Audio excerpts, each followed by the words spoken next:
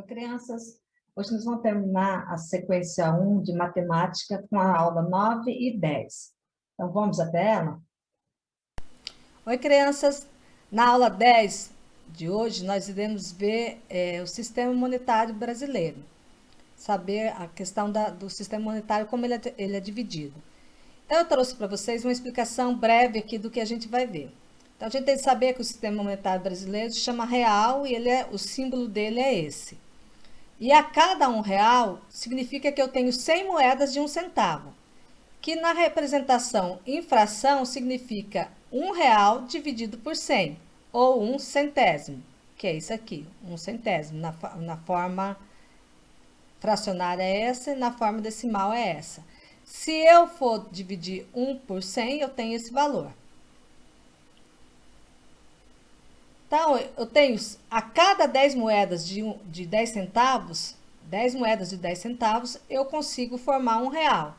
A moeda de 10 centavos, ela representa a 10ª parte de R$ 1. E ela pode ser escrita com 1 décimo, assim, ou assim, 1 décimo. Forma fracionária, forma decimal. É a mesma coisa, dividindo 1 por 10, eu vou ter esse valor aqui. Vamos para a atividade na apostila. Então, na aula 9, centavos de R$ 1. Aqui está falando que o Vinícius fez uma compra de um lanche e suco e gastou esse valor. E ele pagou com moedas. Eu quero saber quais moedas ele utilizou. Para chegar nesse valor, quais foram as moedas que ele utilizou. Então, faça o desenho aqui de quais moedas que ele utilizou para vocês saber fazer e faça a conta do lado. Aqui está falando que, o segundo problema, está falando que um sorvete custa R$ 1 e foi pago com moeda de 10 centavos. Eu quero saber quantas moedas de 10 centavos foram utilizadas. Vocês vão fazer a conta aqui. Nessa barrinha aqui, vocês vão ter que representar 40 centavos nos quadradinhos, sendo que cada quadradinho desse vale 10 centavos. Então, quantos quadradinhos vocês vão pintar? E depois vocês vão ter que dar o valor, a forma em fração de 40 centavos. Como é a forma em fração de 40 centavos? Lembrando lá no começo, como a professora explicou lá, o exemplo. Lá tem como vocês verem, pelo exemplo que vocês viram, dá para vocês fazer a fração desse 40 centavos. Vocês vão fazer a mesma coisa com 60 centavos e 80 centavos e também colocar na forma de fração. Aí depois vocês vão ter que ver quanto cada quadradinho desse daqui ele equivale a 1 centavos. Então, quantos quadradinhos serão necessários para representar R$ 1? Faça um xizinho e vai contando para você chegar até R$ 1, quantos quadradinhos vocês vão ter que utilizar. E aí depois vocês vão fazer a forma fracionária. Também tem um exemplo no começo, é só prestar atenção. Aqui vocês vão representar os 30 centavos também, pintando de 1 centavo cada quadradinho, e 60 centavos pintando também 1 centavo para cada quadradinho. Não esqueça de fazer em cor diferente, para saber separar o 30 centavos e os 60 centavos. Depois que fizer isso, faça a representação da forma fracionária aqui. Qual seria a fração de cada um, de 30 centavos e de 60 centavos. Agora nós iremos para a aula 10, que é a sustentação do seu Jorge. Antes de começar a aula 10, eu vou dar uma explicação do que vocês vão ter que observar aqui. Então, vamos lá para a explicação. Nós vamos ver, nessa aula 10, o perímetro. Não está falando lá que é perímetro, mas o que vocês vão começar a ver chama-se perímetro. Então, o perímetro nada mais é do que o contorno de uma figura. Né? Aqui tem um campo de futebol, o perímetro do campo de futebol é essa linha vermelha.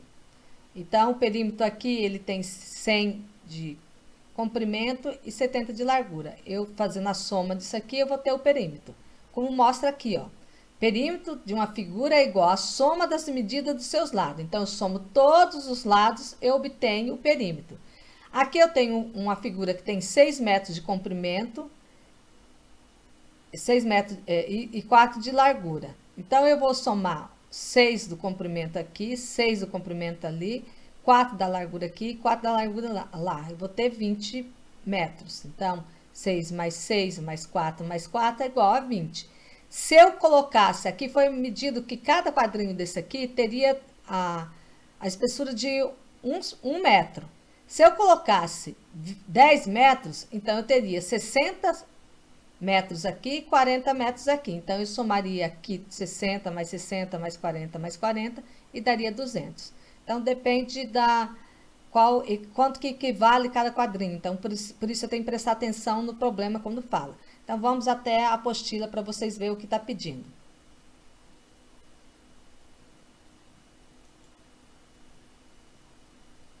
Aqui na apostila está falando que chamar as plantações do seu Jorge. Então, tá aqui as plantações do seu Jorge, ele tem um canteiro de alface, um canteiro de brócolis e um canteiro de cenoura. Cada um com um formato diferente. O que ele está pedindo na letra A aqui, do exercício 1, é que cada quadrinho desse aqui equivale a 10 metros. Então, para saber o contorno de todos eles, eu vou ter que ir juntando 10 em 10 para saber quanto que tem, tanto no comprimento quanto na largura. E aí vocês vão ter que ver, fazer em cada um para saber qual deles é maior. E vai colocar aqui qual é o nome do canteiro que tem maior comprimento de contorno. Aí está falando aqui que o seu Jorge ele vai cercar esses canteiros. Então, eu quero saber quanto ele vai gastar de arame para cercar cada canteiro. Então, primeiro eu vou ter que saber quanto ele vai gastar de arame em cada canteiro. Então, para isso eu tenho que determinar o comprimento de cada um, o contorno de cada um. E depois eu vou ter que saber quanto ele vai gastar nos 3 juntos. Depois de fazer cada um, eu faço dos 3 juntos.